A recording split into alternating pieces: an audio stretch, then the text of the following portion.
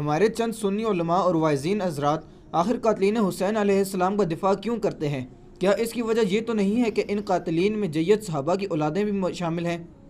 مثلا انس ابن مالک کا بیٹا سنان بن انس اور سعد بن ابی وقاص کا بیٹا عمر ابن سعد۔ علی بھائی کا اس حوالے سے کیا موقف ہے؟ میں تو اس سوال کے ساتھ اختلاف کرتا ہوں۔ ہمارے سنی علماء کبھی بھی قاتلین حسین کا دفاع نہیں کرتے، نعوذ باللہ۔ یہ ضرور ہے کہ وہ منہ چھپاتے پھرتے ہیں، وہ کہتے ہیں بس بتاؤ نا کہ کس نے کیا ہے۔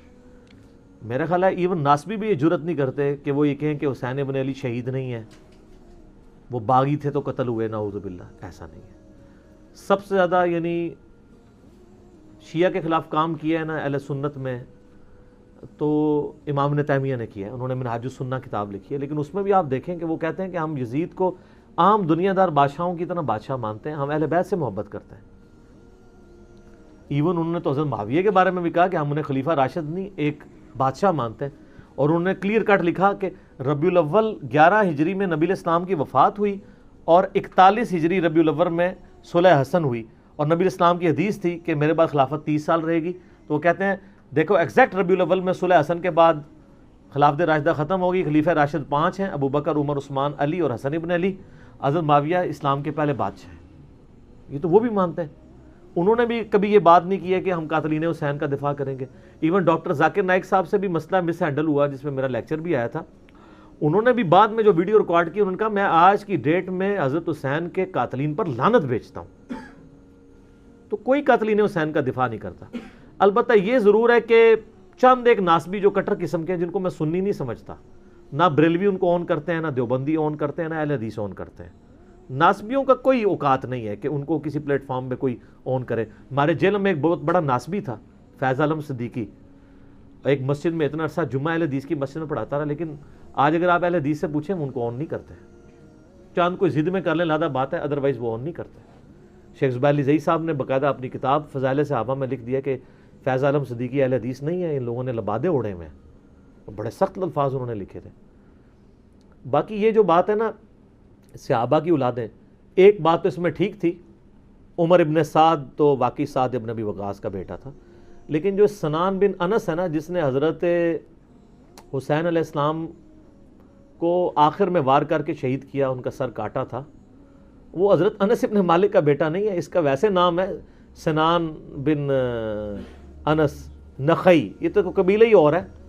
البتہ یہ ضرور ہے کہ جب صحیح بخاری میں 3748 نمبر حدیث ہے جس میں امام بخاری نے حسین کے ساتھ علیہ السلام لکھا ہے، جو دارالاسلام والوں نے عربی والے سے نکال دیا ہے، لیکن اسلام 360 میں، سعودی عرب کی کتابوں میں، دارالکتب العلمیہ کی کتابوں میں، سعودیہ کا جو مکتبۃ الشاملہ ہے اس میں بھی علیہ السلام موجود ہے، لیکن سارا نہیں نکالا۔ بخاری میں جہاں حضرت فاطمہ کے ساتھ علیہ السلام لکھا ہوا ہے وہ ابھی بھی دارالاسلام والوں کا موجود ہے، نکالا نہیں ہے۔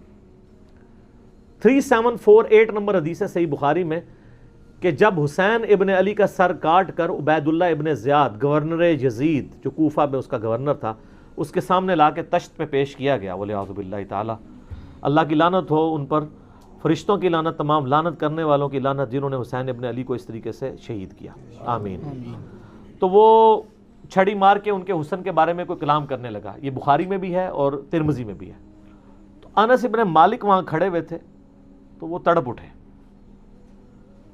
تو انہوں نے کہا کہ نبی علیہ السلام کے سب سے زیادہ ہم شکل حسین ابن علی تھے، اور بخاری کے الفاظ ہیں 3748، اس وقت حسین علیہ السلام کی داڑھی اور سر میں وسمے سے رنگا گیا تھا، یعنی کالا خضاب لگا ہوا تھا۔ کالا خضاب لگا سکتے ہیں، اس پہ میرا کلپ بھی ریکارڈڈ موجود ہے، لیکن 70 80 90 سال کا بابا نہ لگائے، چھوٹی عمر تک 50 55 تک، اللہ سے ایک ٹاپک ہے۔ بہرحال اس میں بھی موجود ہے کہ وہ انس ابن مالک وہاں کھڑے تھے، اس کے سے لوگ سمجھتے ہیں شاید سنان بن انس ان کا بیٹا ہوگا، اور انس ابن مالک نے ساتھ ہو کے کام کرایا، ساتھ ہو کے کرایا ہوتا تو وہ عبید اللہ کو ڈانٹتے تو نا کہ یہ تو کیا کر رہا ہے، چھڑی مار رہا ہے۔ باقی لڑ تو سکتے نہیں تھے۔ انس ابن مالک کی اس وقت عمر 100 پلس تھی، یا 100 پلس تو نہیں ہوگی، آلموسٹ آپ سمجھ لیں 60 پلس تھی، کیونکہ 93 عیسوی میں فوت ہوئے ہیں، 110 سال کی عمر میں، 70 کے ہوں گے آلموسٹ اس وقت۔ تو بیچارے دل میں ہی اس کو برائی کو برا سمجھ سکتے تھے، جتنا وہ کر سکتے تھے وہ کر دیا، ادروائز وہ مروا دیتے تھے۔ تو سنان بن انس انس بن مالک کا بیٹا نہیں ہے۔ رہا عمر ابن سعد جو 22,000 کا لشکر لے کے کربلا میں آیا تھا حسین ابن علی کے مقابلے پہ، وہ سعد ابن ابی وقاص کا بیٹا تھا۔ اور آپ دیکھیں عجیب بدقسمتی اس شخص کی کہ سعد ابن ابی وقاص نے ہی وہ پرشین امپائر گرائی ہوئی ہے، عراق، ایران، یہ کوفہ، یہ سارا حضرت سعد نے فتح کیا ہوا ہے، عشرہ مبشرہ میں سے ہیں۔ اور مولا علی کا قول ہے بخاری اور مسلم دونوں میں کہ میں نے اپنے کانوں سے صرف ایک شخص کے بارے میں رسول اللہ سے سنا ہے کہ میرے ماں باپ اس پہ قربان، اور وہ سعد ابن ابی وقاص ہے۔ ان کا نام ہے سعد ابن مالک، ابی وقاص ان کے باپ مالک کی کنیت تھی، یہ دونوں نام ایک ہی صحابی کے ہیں، سعد ابن ابی وقاص۔ مولا علی جن کے بارے میں کہہ رہے ہیں کہ ان پہ نبی علیہ السلام نے اپنے ماں باپ جمع کیے ہوئے ہیں، اور نبی علیہ السلام کے رشتے میں معمول رکھتے تھے۔ 10 جنتی خوش نصیب صحابہ میں سے، اور بدری اصحاب میں سب سے آخر میں یہ فوت ہوئے ہیں حضرت معاویہ رضی اللہ تعالیٰ کے دور میں 56 ہجری میں۔ ان کے بعد کوئی بدری صحابی دنیا میں نہیں رہا تھا۔ بدری صحابی ایک بہت بڑا ٹائٹل تھا، یہ سب سے آخر میں فوت ہوئے۔ پوری زندگی حضرت معاویہ سے ان کا اختلاف رہا تھا اس مسئلے میں جو حضرت علی کے ساتھ ان کے معاملات تھے، سب و شتم والے۔ یہ بندہ ہمیشہ ڈٹا رہتا تھا۔ میرے پچھلے دنوں کلپ بھی آیا نا اس حوالے سے، کیا صحابہ کو گالی دینے والا کافر ہو جاتا ہے، اس میں نے ان کے حوالے سے حدیثیں صحیح مسلم سے بیان کی ہیں۔ ان کا بیٹا تھا عمر ابن سعد، جس کو رے کی حکمرانی کی لالچ دی تھی۔ رے پورا ایریا تھا، ایران، عراق، افغانستان، یہ پورے ایریا کو رے کہا جاتا تھا اس زمانے میں۔ اتنی بڑی حکمرانی کی، گورنری کی لالچ دی یزید نے عبید اللہ ابن زیاد کے ذریعے۔ باپ دیکھ لو سعد ابن ابی وقاص، جو مولا علی سے محبت کرنے والا، سنن نسائی الکبریٰ میں موجود ہے۔ 2 تابعین ملنے آتے ہیں سعد ابن ابی وقاص کو اور کہتے ہیں، سعد ابن وقاص ان کو پہلی بات یہ کرتے ہیں کہ میں نے سنا ہے کہ تم حضرت علی کو گالیاں دیتے ہو۔ ان کا معاذ اللہ، ہم کیوں دیں گے؟ تو انہوں نے فرمایا یہ بنو امیہ کے لوگ اگر میرے سر پہ آرا بھی رکھتے ہیں اور میرے 2 ٹکڑے کرتے ہیں اور مجھے یہ کہیں کہ میں حضرت علی کے بارے میں کوئی نازیبہ جملہ نکالوں، تو میں سعد کبھی بھی ان کے بارے میں کوئی جملہ نہیں نکالوں گا جو کچھ میں نے رسول اللہ سے علی ابن ابی طالب کی شان میں سن رکھا ہے۔ صحیح مسلم میں حدیث موجود ہے نا، حضرت معاویہ نے ان کو کہا ہمارا معاویہ، معاویہ نے حکم دیا، تو اس میں الفاظ انہوں نے انکار کر دیا۔ تو حضرت پھر معاویہ نے کہا تمہیں کون سی چیز منع کرتی ہے کہ تم علی ابن ابی طالب پہ سب و شتم نہیں کرتے؟ ان کا معاویہ میں نے 3 فضیلتیں علی کے بارے میں ایسی سنی ہیں، مجھے ایک بھی مل جاتی تو بہت تھی۔ پھر انہوں نے کہا وہ پہلی فضیلت غزوہ تبوک کے موقع پر علی کی میرے ساتھ وہی نسبت ہے جو ہارون کی موسیٰ کے ساتھ، مگر میرے بعد کوئی نبی نہیں۔ دوسری فضیلت خیبر کے موقع پر کل اس شخص کے ہاتھ میں جھنڈا دوں گا جو اللہ اور اس کے رسول سے محبت کرتا ہے، اللہ اور اس کا رسول اس سے محبت کرتے ہیں۔ ہم پوری رات اس خوشی سے سوئے نہیں کہ کون ہوگا وہ بندہ، علی کو دیا جھنڈا۔ اور مسلم میں آگے الفاظ ہیں کہ حضرت عمر کہتے ہیں مجھے پوری زندگی رشک رہے گا کہ اس دن جھنڈا مجھے نہیں ملا، علی کو ملا۔ اور تیسری فضیلت سن معاویہ، جب نجران کے عیسائی آئے تو آیت مباہلہ نازل ہوئی، آیت نمبر 61 آل عمران کی، تو نبی علیہ السلام اپنے بچوں میں سے حسن و حسین، فاطمہ اور حضرت علی کو لے کے اور کہا اللہ میرے یہ اہل بیت ہیں۔ یہ تینوں فضیلتیں، اور ابن ماجہ میں ایک چوتھی فضیلت بھی ہے کہ آپ نے غدیر خم پہ فرمایا تھا من کنتم مولاہ فہذا علی مولاہ، میرے پاس ان میں سے کوئی ایک بھی ہوتا تو بہت تم مجھے علی کے بارے میں بات کرتے ہو۔ یہ باپ تھا علی کا صحیح شیعہ، علی کی پارٹی کا بندہ، علی کا چاہنے والا، پوری زندگی ڈٹا رہا، اور بیٹا آگے سے کیا نکلا ہے تو کوئی مسئلہ نہیں۔ حضرت نوح پیغمبر کا بیٹا کافر نکل سکتا ہے، تو حضرت سعد کا کیا مقام ہے حضرت نوح کے مقابلے پہ؟ یہ بیٹا تھا عمر ابن سعد، اور اس کے جو لچھن ہیں وہ شروع سے ہی برے تھے۔ آپ مسلم شریف اٹھائیں نا، مسلم شریف میں بالکل اینڈ پہ نا آپ کو ایک چیپٹر ملے گا کتاب الزہد، دنیا سے نفرت پیدا کرنے والی حدیث ہے۔ اس میں انٹرنیشنل نمبر کے مطابق ایک حدیث ہے، یہ میں چونکہ مجھے یاد اس لیے میں نے کافی لوگوں کو بتائی ہے، 7432 صحیح مسلم میں۔ ابھی یہ کربلا ہوئی نہیں ہے، کچھ بھی نہیں ہوا، حضرت سعد ابن ابی وقاص بھی زندہ ہیں۔ تو سعد ابن ابی وقاص اپنے کھیتوں میں ہل چلا رہے ہوتے ہیں یا وہ بیج والا کام کر رہے ہوتے ہیں، تو وہ ان کے ساتھی کہتے ہیں اتنے میں ان کا بیٹا سامنے سے آتا ہے۔ تو حضرت سعد جب اپنے بیٹے کو دیکھتے ہیں عمر ابن سعد کو، تو کہتے ہیں اے اللہ اس سوار کے شر سے میں تیری پناہ میں آتا ہوں، حضرت سعد کو پتا تھا اس بچے نے کیا کام ڈالنے ہیں. وہ اپنی زندگی میں اسی بیٹے کے شر سے اللہ کی پناہ مانگا کرتے تھے. کہتے ہیں جب وہ قریب آیا تو آتے اس نے کہا ابا جی لوگوں نے تو حکومت بانٹ دی, کوئی گورنر بن گیا, کوئی بن گیا, تسی ایتھے بیٹھے جناب حلوائی پہ کر دیو. ہائے ہائے ہائے. تو حضرت سعد بن وقاص نے اس کے عمر ابن سعد کے نا سینے پہ نا گھونسا مارا اور کہا کہ اللہ تعالیٰ کو پرہیزگار بندہ پسند ہے جو گمنامی کی زندگی میں مر جائے, جسے کوئی جانتا نہ ہو. تو یعنی وہ انہوں نے ایک گوشہ نشینی کی زندگی اختیار کر لی تھی. تو ان کو پہلے ہی لیکن اس نے اپنے باپ کی نصیحت نہیں پکڑی, یہ پھر یزید کی لالچ میں آ گیا. اور پھر آپ دیکھ لیں جو کچھ اس نے, آج تک لوگ لانتے بھیج رہے ہیں.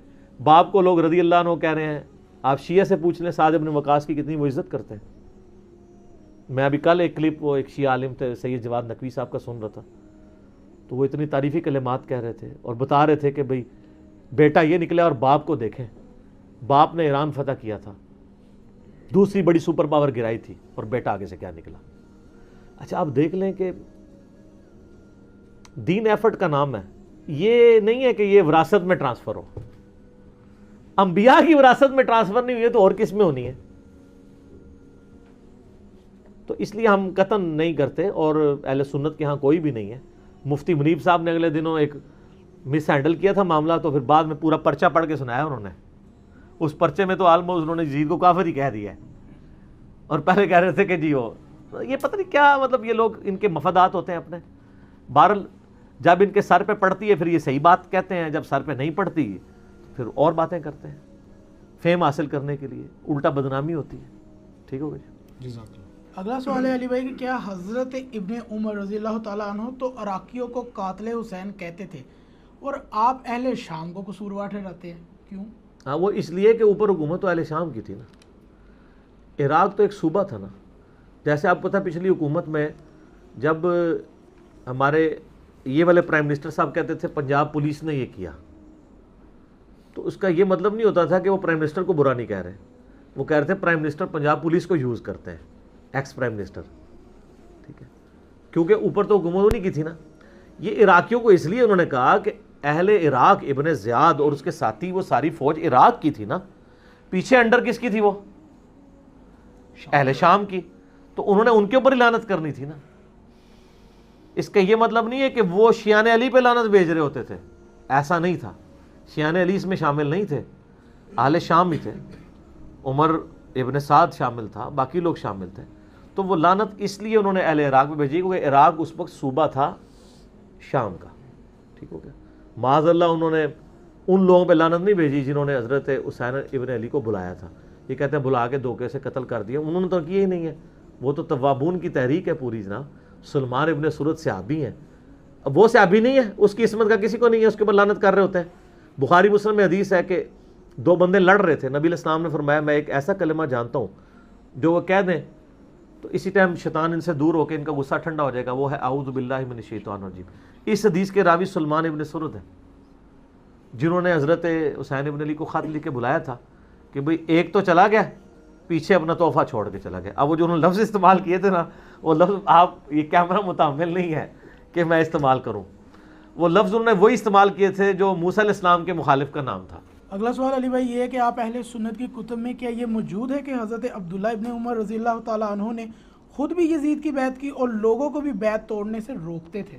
ہاں جی حدیث ہے, بخاری میں بھی ہے, مسلم میں تھوڑی ڈیٹیل کے ساتھ ہے.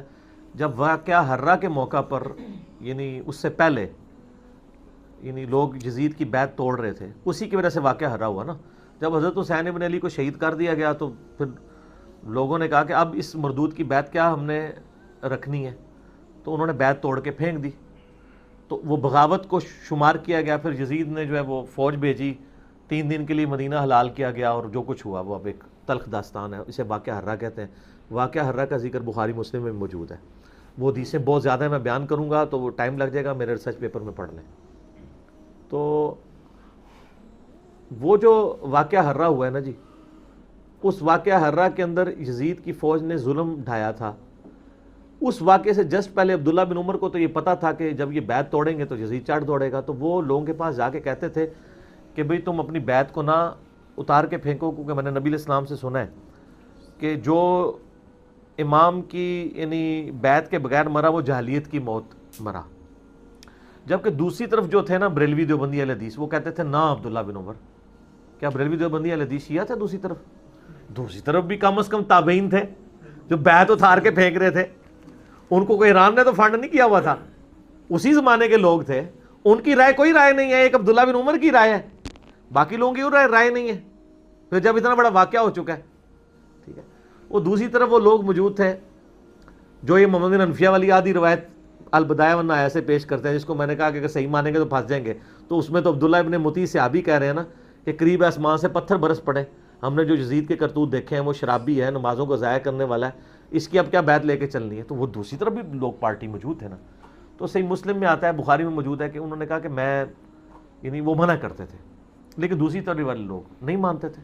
تو اس معاملے میں حضرت عبداللہ بن عمر کے اس موقف کو ہم غلط سمجھتے ہیں، اور وقت نے ثابت کیا کہ عبداللہ بن عمر کا یہ موقف غلط تھا. انہوں نے اپنی وفات کے وقت ان چیزوں کو مانا بھی ہے کہ مجھ سے مس ہینڈل ہوئی ہیں چیزیں. دیکھیں جب بندے کو آخری وقت میں چیزوں کا پتہ چل جائے تو پھر اس کے پرانے واقعات تو کوٹ نہیں کرنے چاہیے نا. صحیح بخاری میں آتا ہے کہ حج والے چیپٹر میں کہ عبداللہ بن عمر کی عیادت کرنے کے لیے آیا حجاج ابن یوسف. عبداللہ بن عمر کو اس نے تیر مروایا تھا زہر آلود، تو وہ اسی سے ہی شہید ہو گئے 74 ہجری میں. تو جب وہ بیمار تھے نا اس زہر کی وجہ سے، تو حجاج ابن یوسف نے تیمارداری کی. اس نے کہا مجھے کاش پتہ چل جائے آپ کا قاتل کون ہے، میں اس کو نہیں چھوڑوں گا. تو حجاج ابن یوسف کو جواب انہوں نے تقیۃً دیا. انہوں نے کہا میرا قاتل وہ ہے جس نے احرام کی حالت میں آلات جنگ لانے کی اجازت دی ہے. یعنی تم ڈائریکٹ تو نہیں کہہ سکتے تھے نا، وہ ظالم تھا، بے شرم تھا. ان کو نہیں پتا تھا کہ عبداللہ بن زبیر کو اس نے ٹانگ دیا ہوا تھا. صحیح مسلم میں آتا ہے. میرا کلپ وہ ضرور دیکھیں، آل امیہ کا پالتو دہشت گرد حجاج ابن یوسف. سر لاکھوں لوگوں نے دیکھا کلپ، وہ دیکھا کتنے پہنچا ہے، اس کی فوٹو بھی لاتی ہے میں. وہ اصل میں نا قطر والوں نے میرے خیال فلم بنائی ہے حجاج کے اوپر، تو وہاں سے میں نے تصویر نکالی. تصویر فٹ ہے، تقریباً عام شکل ہی ہوئے گا امید ہے جس طرح میں فوٹو لائی ہے.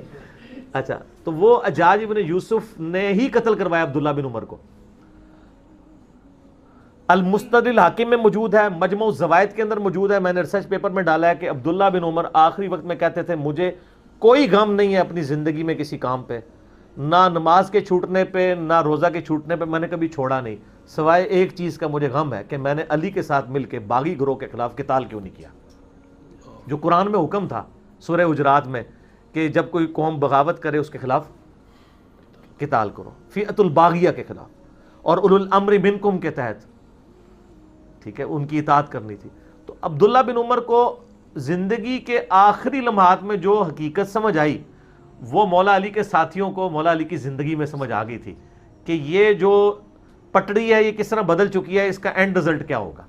تو جب عبداللہ بن عمر کو آخری وقت میں یہ بات سمجھ آ گئی اور وہ افسوس کرتے تھے اس بات کے اوپر، تو اب پرانی ساری باتیں ان کی منسوخ ہو گئی. ان کو پیش نہ کیا کریں سر. ہمیں لوگ ناسبی میسج کر رہے ہوتے تھے جب جن زمانوں میں ہمارے موبائل بھی ہم یوز کرتے تھے، اور کہتے تھے جی یہ حدیثیں بھی تو بیان کریں نا کہ عبداللہ بن عمر لوگوں کو بیعت توڑنے سے روکتے تھے. سر ہم نے بیان کی ہیں، پہلے بھی کرتے تھے، لیکن بتائیں یہ منسوخ ہو چکی ہیں. ٹھیک ہے نا. یہ اسی طریقے سے ہے کہ آپ جو ہے نا وہ ناسخ و منسوخ والے معاملات میں ہمیں کہیں کہ آپ وہ حدیث کیوں نہیں بیان کرتے صحیح مسلم کی کہ نبی علیہ السلام نے بکری کا گوشت کھایا اس کے بعد وضو کیا. تو سر حدیث ہم اس وقت بیان کرتے ہیں جب ضرورت ہوگی، کیونکہ ہمیں پتہ ہے کہ اب بکری کا گوشت کھانے سے وضو نہیں ٹوٹتا، وہ تو منسوخ ہو چکی ہوئی یہ بات. تو اگر آپ چاہیں گے تو ہم بیان کر دیں گے، اس کے بعد بتائیں گے. اس سے اگلی حدیث ہے کہ نبی علیہ السلام نے پھر غزوہ تبوک کے موقع پر ایک وضو سے کئی نمازیں بھی پڑھی اور گوشت بھی کھایا اور آگ پہ پکی ہوئی چیز بھی کھائی اور اس کے بعد وضو کا اعادہ نہیں کیا. تو ٹھیک ہے، وہ ایک ہسٹوریکل انٹرسٹ ضرور ہے، لیکن رزلٹ نہیں اس سے نکلے گا. رزلٹ انہی چیزوں سے نکلے گا جو ہم بتا رہے ہیں. دوسرا، عبداللہ بن عمر اپنی زندگی میں چونکہ پیسے مزاج رہے ہیں، موت کے وقت تو انسان ایکٹیو مزاج ہو جاتا ہے. صحیح مسلم میں ایک حدیث ہے نا کہ وہ ایک صحابی کے موت کا وقت جب قریب آیا اس وقت انہوں نے اپنی زبان کھولی تھی جب ابن زیاد ان کی عیادت کے لیے آیا. میں نے ریسرچ پیپر میں ڈالا ہے. تو انہوں نے کہا تھا یاد رکھنا میں نے نبی علیہ السلام سے یہ بات سنی تھی کہ بدترین چرواہا وہ ہے کہ جو حکمران ہو اور وہ اپنی رعایا کے ساتھ ظلم کرے. ٹھیک ہے. اور اس میں آپ مسلم کے طریق دیکھیں نا تو وہ کہتے ہیں وہ حالت نزع میں تھے, اپنی زندگی میں انہوں نے یہ کبھی حدیث بیان نہیں کی تھی. اور اس میں راوی کہتا ہے کہ وہ حدیث بیان کرتے ہوئے صحابی کہتے ہیں اگر مجھے یقین ہوتا نا کہ میں بچ جاؤں گا اس مرض میں تو میں یہ حدیث بھی تم سے نہ بیان کرتا. تو سر حسین پھر کون ماں جمے, تسی کہتے حسین, وہ صحابی کہتے ہیں اگر مجھے یہ یقین ہونا میں اس بیماری سے بچ جاؤں گا تو ابن زیاد میں تجھے یہ حدیث بھی نہ سناتا, لیکن مجھے پتا ہے اب تو موت میرے سامنے ہے تو اب مجھے کوئی ڈر نہیں رہا. تو سن کہ نبی علیہ السلام فرمایا تھا بدترین چرواہا وہ ہے جو حکمران چرواہا ہو. وہ ابن زیاد کو غصہ آ گیا, اس نے کہا تو محمد کے صاحب کا بوسا ہے. ٹھیک ہے نا, اس کا ترجمہ بریلویوں نے چینج کر دیا ہوا ہے, اور انہوں نے بڑے احترام سے ابن زیاد فرمانے لگے آپ تو صحابہ کرام کی باقیات ہیں, یہ ترجمہ کر دیا ہے. مجھے بڑا دکھ, اچھا مجھے نہیں پتا تھا کہ بریلوی یہ حرکت کریں گے, جو بندی حدیث نے صحیح ترجمہ کیا ہوا ہے تو وہ یہ ترجمہ کرتے باقیات ہیں. اس نے کہا بوسا ہے, کیونکہ اس کے آگے الفاظ ہیں اور بڑے غصے میں ہیں. ان کا بوسے ہم لوگ نہیں, بوسے تو تم لوگ ہو جو باقی بچ گئے ہو. تو اس کا مطلب ہے انہوں نے ابن زیاد کو صحابی کہہ دیا نا, پھر اس صحابی نے وہ یہ مکاری جب کرتے ہیں نا تو وہ پکڑی جاتی ہے. یہ والی چیز چند لوگوں میں ہی ہوتی ہے. انہوں نے موت کے وقت کی, یہاں پہ جو صحیح بخاری میں 4108 نمبر حدیث ہے غزوہ خندق والی, جو ان کو ہضم ہی نہیں ہوتی. جب حضرت معاویہ خطبہ دینے کے لیے آئے تحکیم کے بعد تو سیدہ حفصہ نے کہا کہ عبداللہ بن عمر, میں عبداللہ بن عمر کی وجہ سے ڈسکس کر رہا ہوں کہ جاؤ معاویہ آئے ہیں وہ خطبہ دے رہے ہیں, کہ تمہاری غیر موجودگی کو کوئی سازش ہی نہ سمجھ لی جائے کہ تو بھی کوئی اپنا کوئی حساب کتاب کو پارٹی بنا رہے ہیں. تو کہتے ہیں میں مجبوراً چلا گیا, بیٹھ گیا وہاں جا کے. تو حضرت رابی کہتے ہیں انہوں نے تقریر شروع کی تو حضرت معاویہ نے کہا تم میں سے جو کوئی شخص خلافت کے معاملے میں کوئی خواہش رکھتا ہے نا تو اپنا سینگ اٹھائے. الفاظ بھی بڑے ہوتے ہیں عرب کے لوگوں کا, پتہ ہے سٹائل بھی بڑا شانہ ہوتا تھا نا. اپنا سینگ اٹھائے, میں اس کے باپ سے زیادہ خلافت کا حقدار ہوں. عبداللہ بن عمر خاموش ہو گئے. اور رابی بعد میں کہتا ہے میں نے ان سے کہا کہ عبداللہ بن عمر آپ کو چاہیے تھا اس کو اسی وقت جواب دیتے. اس کا مطلب وہ انہی پہ وہ اٹیک سمجھ رہے تھے حضرت عمر کے اوپر. ایک بندہ تو شام کا گورنر ہے, اور شام وہ ہے جو حضرت عمر نے فتح کیا ہوا ہے جنگ یرموک کے بعد عبیدہ ابن جراح کے ذریعے. اب وہ اس لیول پہ ہے کہ وہ کہہ رہا ہے میں اس سے بھی زیادہ خلافت کا حقدار ہوں. آپ بے شک کہتے رہیں کہ وہ پیچھے انٹینشن قصاص عثمان تھی, انٹینشن کہیں نہ کہیں ظاہر ہو جاتی ہے. وہ کہتے ہیں نہیں وہ حضرت علی کو خلیفہ مانتے تھے تو بیعت کیوں نہیں کی, پھر خلیفہ مانتے تھے تو بغاوت کی نا. تو بال وہ جو حضرت عمر کا احترام نہ کرے انہوں نے حضرت علی کا کہاں سے کرنا ہے, نیچرل ہے. جو بڑی شخصیت کا احترام نہ کرے تو ان سے چھوٹی کو کیا کریں گے. تو وہ حبیب بن مسلمہ کہتے ہیں کہ میں نے کہا عبداللہ بن عمر سے جب مجمع چھٹ گیا کہ آپ کو چاہیے تھا معاویہ کو ادھر ہی جواب دیتے. ان کا میں نے ارادہ کیا میں اپنی گوٹ کھولوں, یوں کر کے بیٹھے ہوئے تھے, اور میں اس کو جواب دوں کہ تجھ سے زیادہ خلافت کا حقدار وہ ہے جس نے تجھے اور تیرے باپ کو اسلام کی خاطر مارا ہوا ہے. یعنی جنگ احد میں, جنگ بدر میں اور جنگ خندق میں تم لوگ کافر تھے, اور میں اور میرا باپ عمر ابن خطاب ہم لوگ مسلمانوں کی طرف سے لڑ رہے تھے. تم لوگوں کو ہم نے پٹائی کی ہوئی ہے. اب تم لوگ بعد میں مسلمان ہو کے ہمیں یہ دوست لگا رہے ہو کہ تم لوگ زیادہ خلافت کے حقدار ہو. پھر میں فتنے اور خون ریزی کے ڈر سے خاموش ہو گیا. پھر مجھے جنت کی نعمتیں یاد آ گئیں, تو پھر میں نے اسی پہ اکتفا کر لیا. یعنی پیسے مزاج. اپنے باپ کی بدتمیزی بھی انہوں نے جواب نہیں دیا, لیکن یہ ان کا یعنی بڑی نیکی ہے کہ بعد میں انہوں نے بتا دیا تاکہ انجینئر صاحب کو پتہ چلے اور وہ پمفلٹ میں ڈال دیں. اگر بعد میں بھی نہ بتاتے تو میں چیختا رہتا کہ یار یہ کتنی بدتمیزی کیا, آپ نے ماننا ہی نہیں تھا. تو شکر ہے بتا گئے. اس کے بعد حبیب بن مسلمہ خود اس پہ کمنٹس کرتے ہیں, وہ کہتے ہیں کہ عبداللہ بن عمر نے خاموشی اختیار کر کے اپنی عزت بھی بچا لی اور جان بھی بچا لی. اس سے آپ کو ڈکٹیٹرشپ کا اندازہ ہو گیا. عزت اور جان کس سے بچائی جاتی ہے, اور کون بچا رہا ہے؟ عبداللہ بن عمر. تو عبداللہ بن عمر ذرا پیسے مزاج کے تھے. تو حکمرانوں کے خلاف خروج والا بھی معاملے میں نا وہ یعنی جو جائز ہے نا کچھ یعنی معاملات کے اندر, اس معاملے میں بھی وہ ذرا پیسے مزاج تھے. میں نے ایک حدیث بھی ڈالی ہے نا کہ عبداللہ بن عمر کو ایک بندہ آ کے حدیث بیان کرتا ہے کہ نبی علیہ السلام نے فرمایا جو کوئی برائی دیکھے وہ ہاتھ سے روکے, جو ہاتھ سے نہیں روک سکتا زبان سے روکے, نہیں تو دل میں برا جانے لیکن یہ ایمان کا سب سے کمزور درجہ ہے، ٹھیک ہے نا. تو عبداللہ بن عمر یہ حدیث ماننے سے انکار کر دیتے ہیں. تو وہ بندہ کہتا ہے میں نے عبداللہ بن مسعود سے خود سنا ہوا ہے. پھر کیا ہوتا ہے کہ عبداللہ بن مسعود کہیں آ جاتے ہیں وہاں، تو عبداللہ بن عمر کہتے ہیں کہ ہم سینئر صحابی ابن مسعود کی زیارت کے لیے چلتے ہیں. تو وہ تابعی کہتے ہیں کہ یہ میں نے پمفلٹ میں ڈالی ہوئی ہے کہ میں نے کہا کہ یار چلو اب بڑا اچھا موقع ہے عبداللہ بن عمر کو منوانے کا نا.